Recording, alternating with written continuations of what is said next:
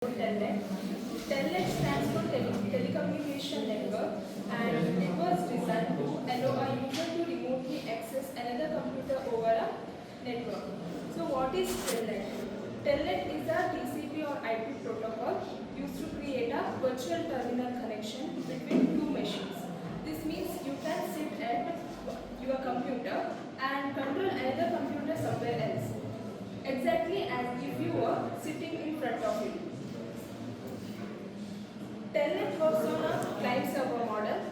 The Telnet client runs on the user's machine. The Telnet server runs on the remote machine and waits for incoming connections. Once connected, all commands typed on the client are executed on the server. Next one is default port.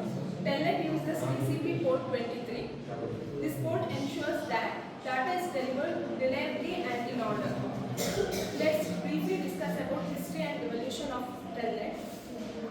Telnet is one of the first internet protocols developed in the late 1960s.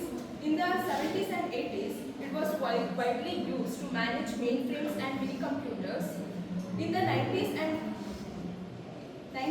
it becomes less popular because it sends data in plain text, which is not secure. Today, secure protocols like SSH have replaced Telnet, but it is still used in some legacy or controlled environments. To understand Telnet better, let's compare local and remote logging. Local logging, you type on your machine and your operating system processes your keystrokes immediately.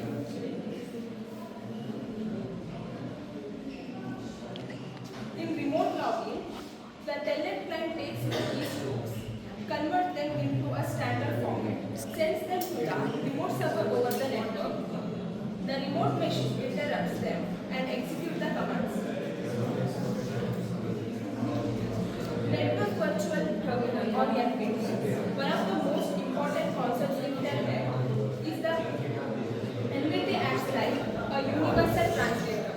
Because different computers have different terminal types, NVT provides a common standard so both client and server understand each other.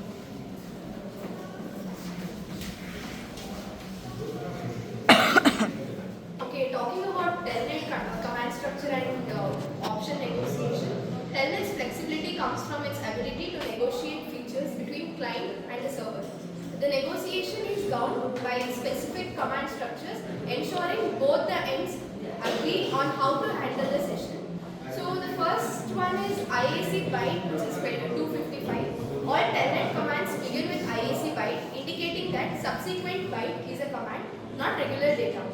The second one is command code. Following IAC is a command code. Example, we have will, won't, do and don't, specifying the action to be taken regarding an option. The third one is option code. The final byte identifies the specific option being negotiated. For example, we have echo, terminal type, suppress, go on. Modes of Telnet operation. There are three modes. The first one is default mode. In this common mode, the client echoes characters locally for immediate display. The entire line of text is only sent to the server after users presses enter. The second mode is character mode, which is each character typed by the user is immediately sent to the server and the server typically echoes it back.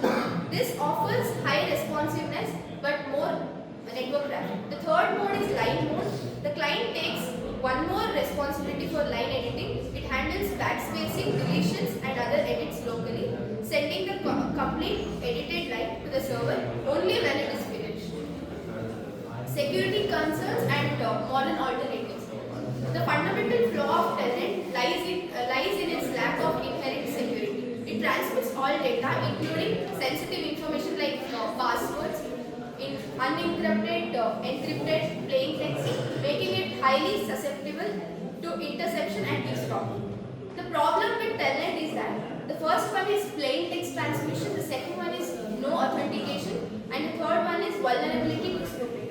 The secure solution SSH emerged as a dominant successor to Telnet. It provides a secure channel over an unsecured network by using strong encryption and authentication. So the solutions are encryption, authentication and data integrity.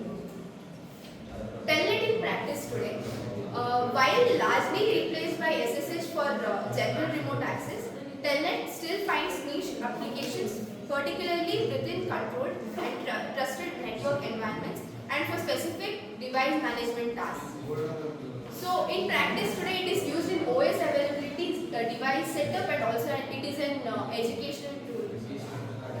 Coming to conclusion, Telnet, despite its security shortcomings, holds a significant place in history of computer networking.